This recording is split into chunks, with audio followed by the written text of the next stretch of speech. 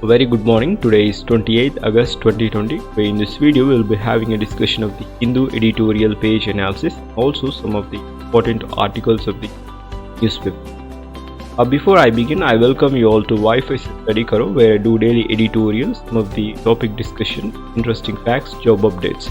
This is also my Instagram and Facebook page, so that if you subscribe, so that you will not miss any further updates. I'm Prashant. Let's get started. The first article is regarding the Supreme Court has given a statement that states can have subgroups among SCST, says the Supreme Court. So order counters 2004 verdict refer to 7-judge bench. So what Supreme Court has given a decision or the final verdict regarding the SC and ST, that is scheduled caste and scheduled tribes. They have given that they can have sub groups in the states while classifying. So in general we will have BCA, BCB, BCC like that as a referendum in the states, and the same case the SCSTs also have like ABCD classification the Supreme Court has given, but it is only confined to state itself. While it comes to the center and reservation perspective, the Supreme Court has said that there should be a non-creamy layer, that it gives a reservation under the economy perspective, and they will have some marginalized economy if that is under that income. If let's take that if OBC persons who claim the reservation, that is non-creamy layer, that is around 10 lakh below poverty line, so those economy is below some of the provisions, they can claim that reservation. So that is going to be implemented in scheduled caste and scheduled tribes also. So this is what the statement said by Supreme Court of India regarding SC/ST case. The next article is regarding the Wi-Fi rules are to be violated, says DGCA. DGCA means Director General of Civil Aviation. And what it says that the proposed rule states that electronic devices can only be used when an aircraft is above the height of around 300 feet or above.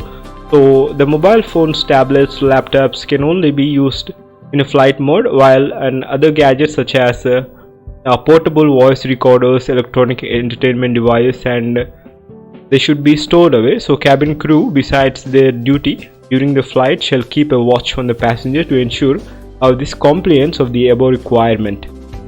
So this is what the DGCA said regarding the Wi-Fi rules, to be used only above the height of 300 feet, that is after takeoff when it is in very good state. So the height when it reaches the 300 feet or above, then you can use the Wi-Fi in the flight.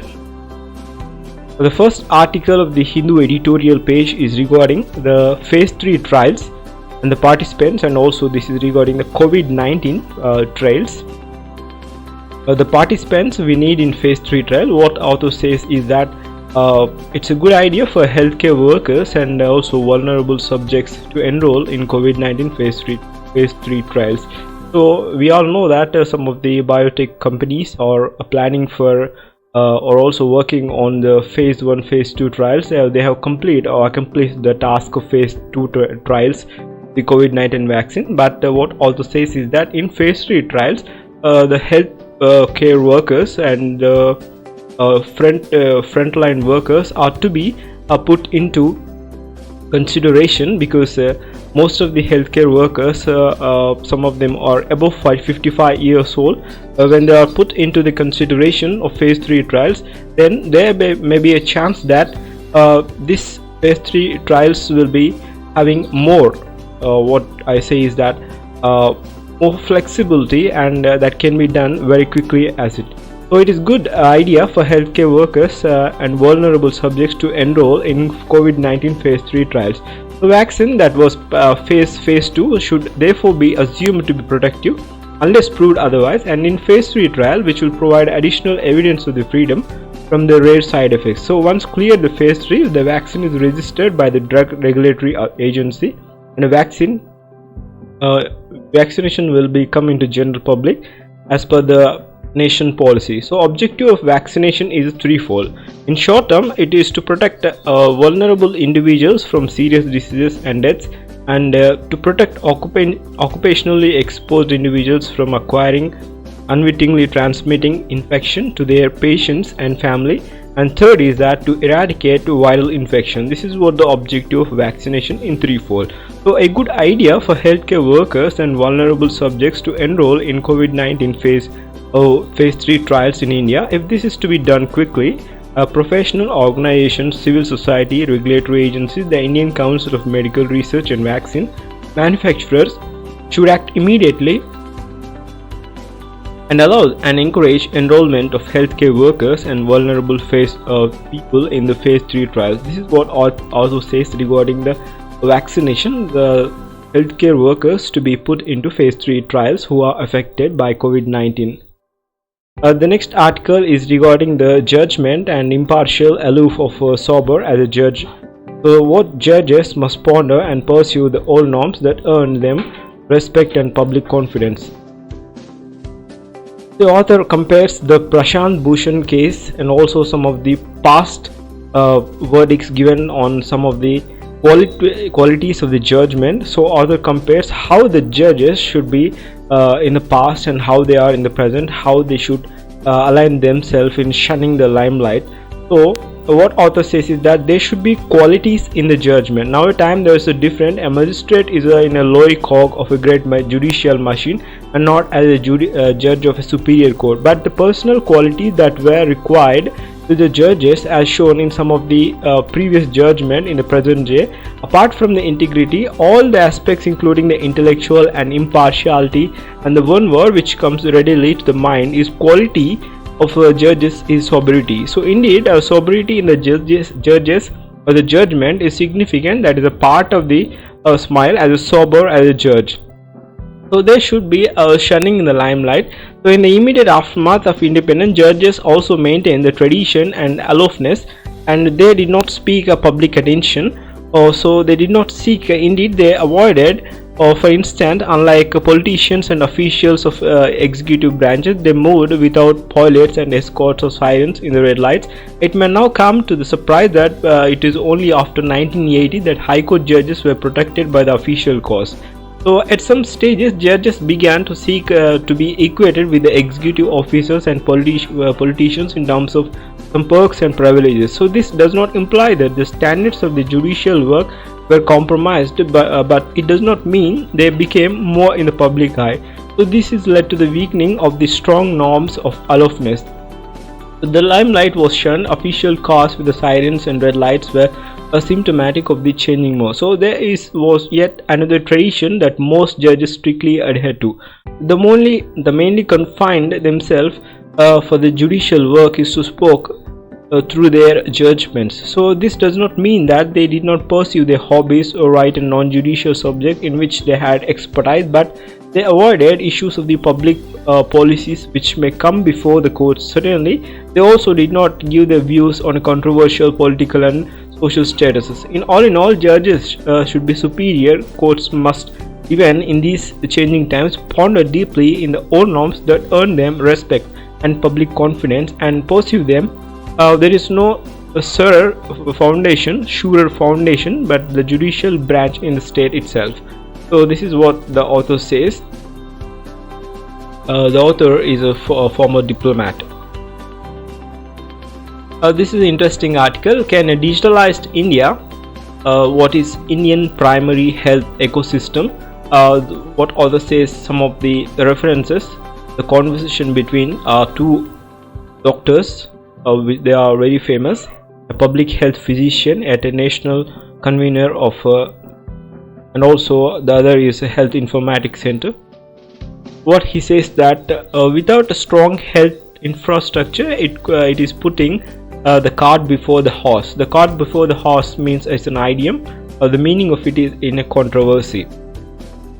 So the recent statements by Modi on creation of digital health ID for every Indian, there has been a renewed debate on the need of new digital identifier that centralize citizens' health records. So what the integrated management of the health data must need a launcher reorganization and integration of the health system. So when there is a digital health ID for every person in India, there should be a proper management and also a database reorganization and integration of the health system. Otherwise, it is like putting a cart before the horse. So we need to regulate the private health sector and strengthen basic data collection and primary health level to the public health system, and ensure that the data in the manner that is respectful to the citizens. And also there should be Data Protection Act that is very essential, which is not there in India. So health IDs to be limited for the use. So what does our experience with the digital system tell about the ID plan is that there should be a proper reference ID which should serve the purpose. So to move towards a universal health coverage is 2 or 3 important elements for building both robust health systems and effective digital e-health system. The first one is for the central foundation of the policy, which says that which relates a larger health system. The second is enabling strategies which support the integrated information. So management information system, we already have a management information system, but it does not function adequately, and there is a limited variety of data being received by a lot of data, especially from the primary health level, and which is inadequate. The second is reporting by the private health sector. There is under reporting by any kind of notifiable diseases. So let us take malaria as a case, that most of the organizations have reported 20% less or 20 times higher, which was reported than the usual. So there is a lack of management in the data accessibility, and the reports are not usual. So there is a preventive services for these kind of things needed. So if the ID is going to be used by the profile, health status, and the commercial risk that individual carry, is that they used to discriminate. Let's take analysis that if a person is having a diabetes, and if that ID by using the health access to any of the companies, if that is accessible to anyone, so they may be having a high penalty for him, or they may not be considering him into the responsible position because he is having suffering with some of the diseases. Let's take if a person is having a HIV or infected with HIV, then this data is accessible to the manager of the company or some of the colleagues of where he work. Then that is what the person is indiscriminated in the culture of the society or in the management, so he be like unnoticed or underdetermined. So this discriminates what having data to everyone, that is access to everyone. There should be particular act that is like a Data Protection Act in a place where it is essential. So will the private tertiary care segments be happy with this idea of digital ID? So definitely it is the hunch that the insurance industry along with the segments of IT industry which are pushing the whole idea. The insurance industry wants to know that the background, the previous illness and previous procedures to improve its business. So, and of course the private hospitals will also benefit some extent, but from the patients it has linked with an assurance that the care being provided through such an integrated system is also more rational, more standardized and rate regulated. Similarly, the rates you have seen in the COVID pandemic, how the patients have been grossly overcharged in certain private hospitals. So you know that if it leads to standardization of quality of care or rationality of the care and regulation of the rates, then the kind of digital health platform we get is something unusual. So whatever the author says is that digital health stake, which is a kind of a persecutor to the digital, these aspects do not seem to be very much forefronted. So a report by the Universal Health Coverage by erstwhile Planning Commission said that small percentage of GDP can provide all citizens with the free essential medicines. So can this be a demand with the digital ID? So author again says that the technology we do not need for the new ID is that the Tamil Nadu Medical Services Corporation model, which has been replicated in Kerala and Rajasthan, has shown that essential medicines can be made available at the state in each healthcare facility, provided there is a demand driven by supply and a willing to make the procurement and distribution system of transparent, accountability and free of corruption. Of course, some of them will be helping with the technology itself. Should now the digital ID confer the right to the medicines for all? So it's not going to make any difference. So what we need first is to expansion of the primary health services in the public sector through health centers, that we need to engage in the local private practitioners to bring them into the system. Then the digital health will help and strengthen and make information available and deliver the medicines. So in chronic illness like some of the diabetes, high blood pressure and cardiac arrest, so digital health platform could may be available. So what the gist of this article is says that, so in order to establish or improve the digital health ID, there should be proper health and strong infrastructure, first point. And the second point is that there should be proper management, and the third point is that the proper health and management should be done by the healthcare professionals, not involving any private health. And also the ID, what the health access ID should not be accessible. There should be protection of the data, or what author says, and there are some of the improvements needed before we put this into the ID. So the improvement is that health infrastructure should be progressed and it should be enhanced and enriched with the quality, and some of the basic medication should be provided for every health center, so-called primary health ecosystem. So this is what the gist of this article. This is regarding the no-win situation regarding the JEE and NEET examination. Conducting JEE and NEET amid the pandemic is not at all easy, but the options are limited. So a pandemic and the resultant delay in the commencing admission of the professional courses have put the Union Education Minister in an unavoidable position, but it is under compulsion to strike balance between the ensuring physical and emotional well-being aspirants and sustaining a merit-based admission procedure while seeking a limit to the academic disruption. So the NEET is the only gateway for MBBS or BDS admission in the country. In respect of engineering, JEE is not mandatory for state government run by the private institution. Citing Supreme Court order declining the interfere with the conduct of two common entrance tests, that is, Education Minister said that contended the issue being politicized. His argument is silent majority favors the exams as of an overwhelming number of registered candidates have downloaded the admit card. From the academic perspective, the Supreme Court has rightly observed that the career of the student cannot be put in peril for a long time.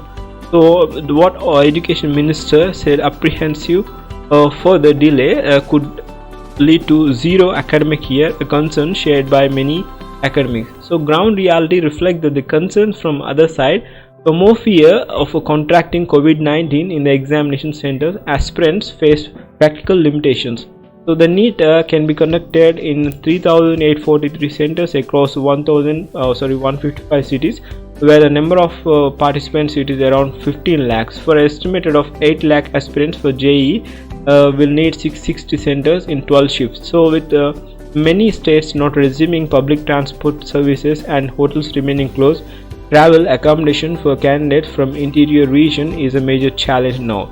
The social and cultural pressures are such that girls from villages of Tier 3 towns are likely to face the hurdles, as traveling alone would not be encouraged under these unusual circumstances. So even though the hotels are open at the short notice, the fear that the pandemic might deter a section of aspirants from staying there. So delay in admission in IITs and medical colleges would also have adverse bearing that on BTech seats in the leading institutions, including deemed universities, as eventually they may go vacant when students opt out. So given this background, the government must explore alternatives such as allowing states to conduct medical admission on class 12 board marks using the standard normalization. So NEET could be limited to central institutions. Likewise, instead of JEE, a nationwide marks normalization could be examined by the IT director have urged that doing away the JEE would dilute the quality of education. So extraordinary circumstances may require extraordinary solutions. Perhaps the examination slots could be staggered and the number of centers increased drastically. So pragmatic compromises are inevitable. regarding the situation, how the things should go, what are the alternative measures should be taken by the government, and also the government needs to think of conducting another examination in spite of a need for central government, but state government plan to think of another examination for the intake of the students from at least next year, what the author says. That's the end of article discussion. If you are new to my channel, I request you all to subscribe so that you will not miss further updates. Thank you. Have a great day.